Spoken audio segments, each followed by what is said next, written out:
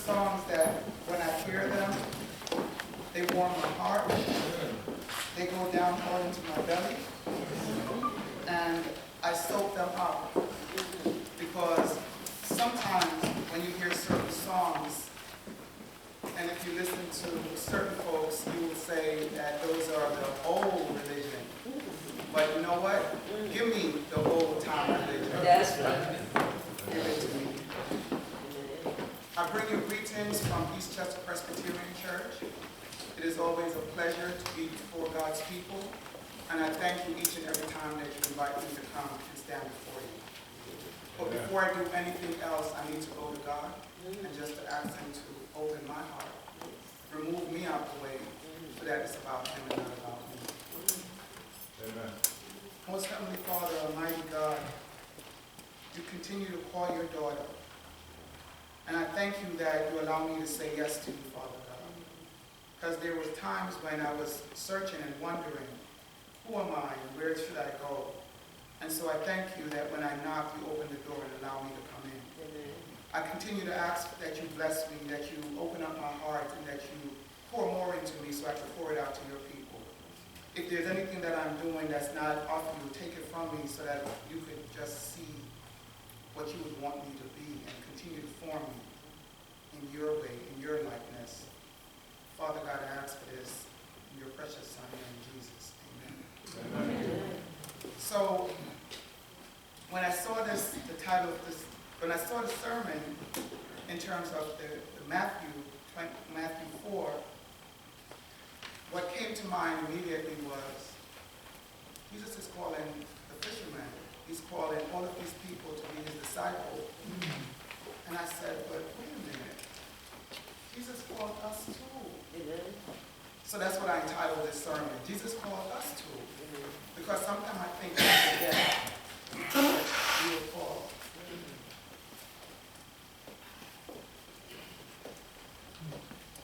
I just wanted to go through again quickly. And what I love about our Presbyterian tradition is that as you're getting ready to have your congregational meeting, my church is having theirs as well. So when I'm done, if you see me running out, just continue to do God's work. Amen? Amen. Okay. I'm not running from you, I'm running into another church. So now, we learned that one of the brothers, two of the brothers, when they were called, they immediately left their fathers and ran and followed Jesus.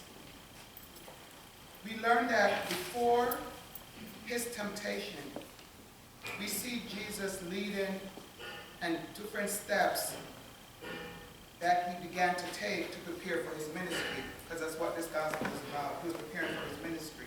We saw that he was being baptized, and this might have been said in your hearing last week or the week before, that he was being baptized in the Jordan River.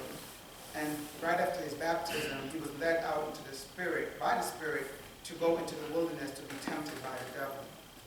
Don't that sometimes happen to us? We think everything is right and we feeling all good, and some kind of temptation flashed by us. We learned that before his temptation, he fasted for 40 days and 40 nights. And when he was hungry, that's when the devil began to tempt him. Y'all, we go through that too. When we're empty, we will be tempted. And what are we to be filled up with?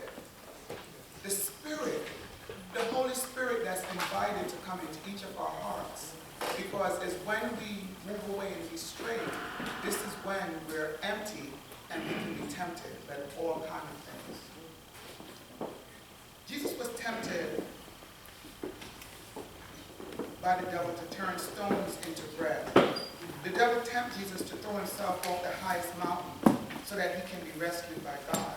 The devil was tempting Jesus by offering the kingdom of the world. You might wonder, well, why would the devil offer the world back to Jesus? Isn't the world his? But read in John 12 where it says the devil is a prince of this world. The devil has been sinning from the beginning. So while the world, all of it belongs to God, There's portions of the world that we need to be aware of because the devil will take over. And in our fleshly self, we can mingle and be in that situation. The devil was challenging Jesus' pride. The devil was tempting Jesus because, remember, Jesus was full man and full God. That's why he could understand us in our humanity. The devil was tempting Jesus to show how strong he was and inviting Jesus to disobey God. The devil can and will tempt us by using our strengths, our intelligence, our thoughts. In other words, the devil will use anything to edge God out. The devil will use our egos because until we surrender our will to God, we tend to be self-centered and not God-centered. Now, I know it's a new year. I don't want you all to get mad at me, but I have to always speak truth. Amen? Amen.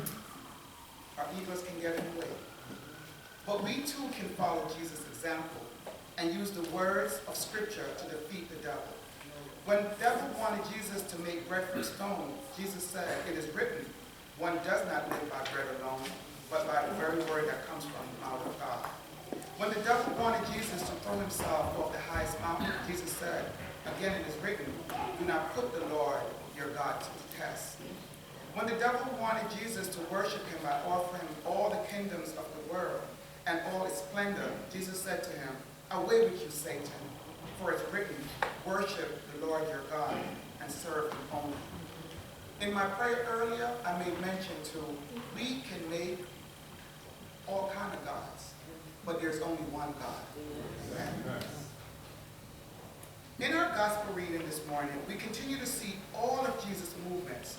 We learn that Jesus was now in puberty. In order for the prophecy to be fulfilled, Matthew 2:5-6 says, they told him, "In Bethlehem of Judea, for it has been written by the prophet, and you, Bethlehem, in the land of Judea, are by no means least among the ruler of Judah, for from you shall come a ruler who is to shepherd my people Israel." We also see after Bethlehem, he was in Nazareth. In Matthew 2:23, there he made his home in a town called Nazareth, so that what has been spoken through the prophets might be fulfilled. He will be called a Nazarene. The book of Matthew was written primarily for Jewish people and from a Jewish perspective. Matthew's gospel was written to reveal Christ's identity as the Messiah. That was spoken about in the Hebrew Bible. Jesus was Jewish, but his own Jewish rejected him as the Messiah. We are to be reminded that the Old Testament connects us to the New Testament. And in Matthew's gospel, we can see quotations from the Old Testament about 60 times. This took place to fulfill what the Lord has spoken through the prophet. Matthew 8:17 said, "This was to fulfill what has been spoken through the prophet Isaiah. He took our infirmities, bore our diseases." We also see again in Matthew 1:22-23. All this took place to fulfill what has been spoken by the Lord through the prophet.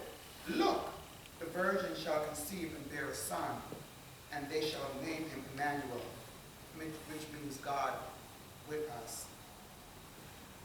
Jesus was going and doing his Father's business.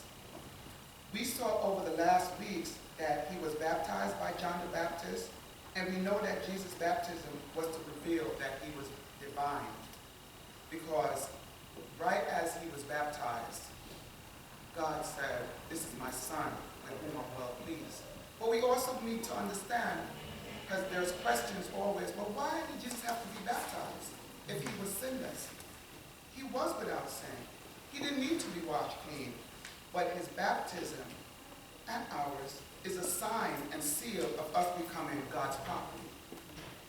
So Jesus, in his obedience to his Father, took on humanity's flesh, took on our sin, and was baptized. After his baptism, he was anointed to begin his ministry. As we recall, John was the messenger that was sent to pave the way for Jesus. John came first to prepare the way. And John himself knew that he had to decrease because he had to get out of God's way so that, to get out of Jesus' way, so that Jesus could do what he was called to do. Jesus began his public ministry by calling disciples to work with him. And as he called them, we noticed that he was calling them two by two. So sometimes when we're here in the church and we're called to do something, it's okay to go and get your brother, your sister. Maybe go and get them. Bring them in and invite them.